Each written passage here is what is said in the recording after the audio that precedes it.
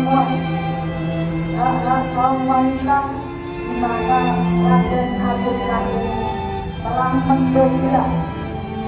menjajah dan telah membelenggu para perempuan untuk tidak bisa berdaya. Sehingga perjuangan Raden Ajeng ini bisa kita nikmati sampai sekarang.